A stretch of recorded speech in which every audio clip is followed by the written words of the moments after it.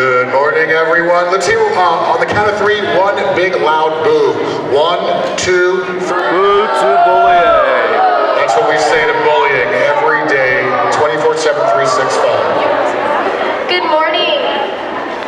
My name is Solange Senior A. I am 14 years old, and I am a freshman at Palm Springs High School. I used to go to the school as Dimitri briefly touched on. So, I was bullied in elementary school a lot. I was bullied with words more than anything. I'm not sure if you guys kind of get the gist of how powerful those words can be.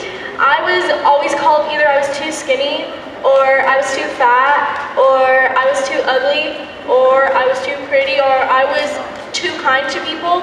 So I was called words that kind of hurt, but I'm here because I turned those words that I got that hurt me into positive words, and I turned that positive words to kind of show you guys that even if you were bullied, or even though you guys probably went through tough times during your life, you guys can still turn that around and make that something positive on other people and give them a platform to speak up and like kind of help others who could be going through something.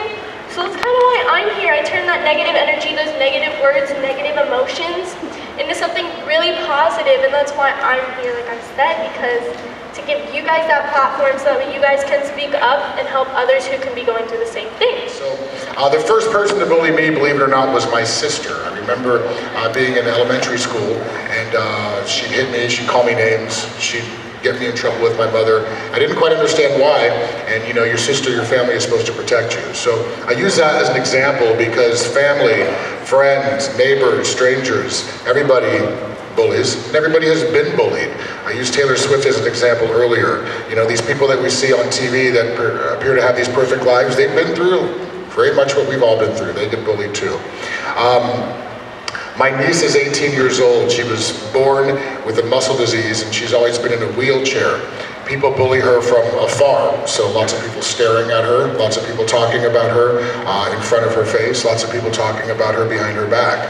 The difference between my niece and us is that she couldn't really defend herself. She can't defend herself physically.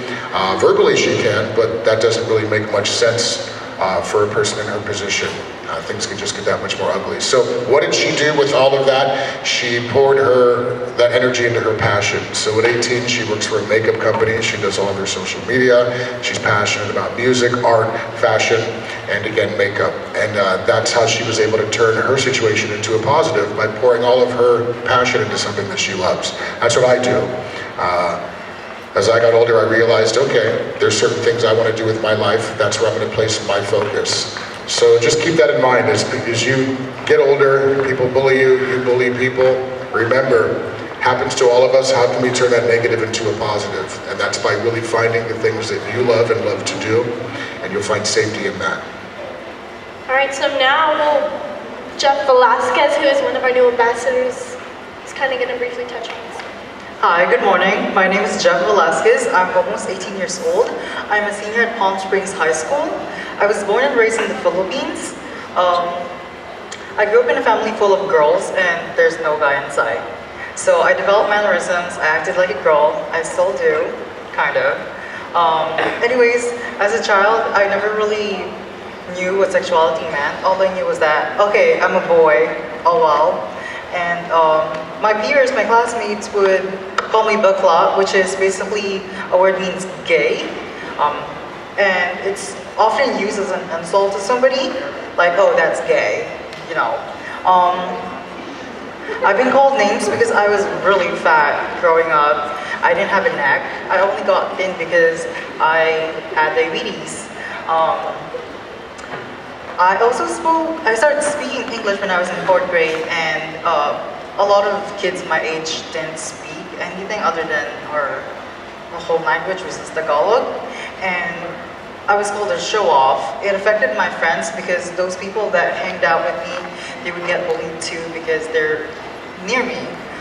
Anyways, I'm here today to tell you guys that you should take those experiences, those negative emotions, and use that as a fuel for your passion, and to prove to them that you're not who they think you are, and if you are, do it passionately. How many of you guys have been verbally bullied? And be honest. How many of you guys have been physically bullied? Now, how many of you guys think that boys bully more than girls? Please only with your hands, not your voices. How many of you guys think boys bully more than girls? Be honest. How many of you guys think that the girls bully more than the boys? How many of you guys know what LGBT stands for? Who can tell me what LGBT stands for? LGBTQ means lesbian, gay, bisexual, and questioning. Yeah, lesbian, gay, bisexual, transgender, and queer. For those of you who didn't get that. It's very important for, to find somebody you can trust, to tell them if you are part of the community or, if you want to come out. And if you ever know somebody that is still in the closet about it, please don't out them because, it could be very dangerous for them. You don't know if they're going to get disowned or if they're going to be thrown out or they could be beaten up somewhere. One thing that you'll notice is a lot of these things all can relate to each of us. So for me, social anxiety means pretty much what it says. Talking in front of people, talking to people can sometimes give me anxiety and make me feel uncomfortable. I guarantee if I grabbed one of you to come up here and talk, would you want to do that? Right, because you're going to get social anxiety disorder. So I use this as an example. This is another way that we can fuel ourselves. So what did I do with my social anxiety disorder? I got a job working in TV. To some of you that doesn't make sense, but for me that's what I needed to do to be able to face my fears. So you only get one life, that's what it's all about, finding yourself and facing your fears. How many of you have heard about this story about the boy that died last week in Moreno Valley? Getting in a fight. Yeah, that's pretty crazy. Okay, so I use this as an example.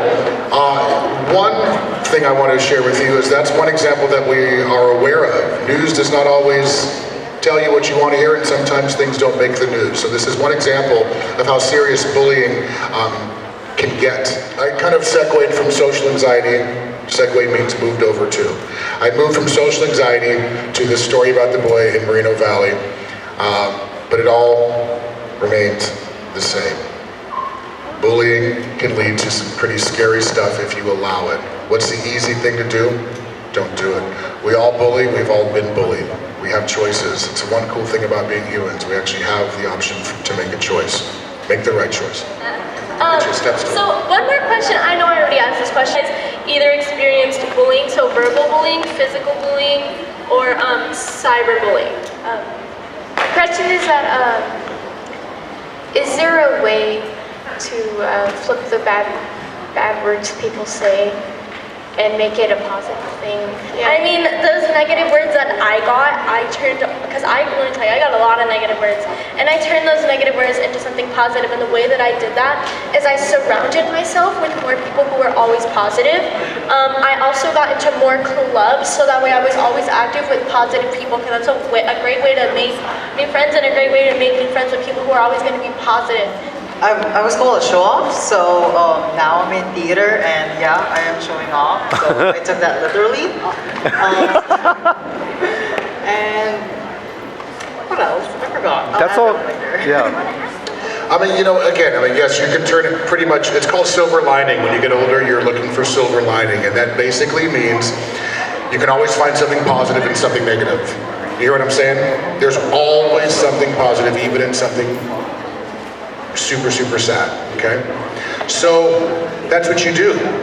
When you feel like you're in a jam and there's a situation and you're feeling down about it, you need to find a way to find the positive. It's that simple, okay?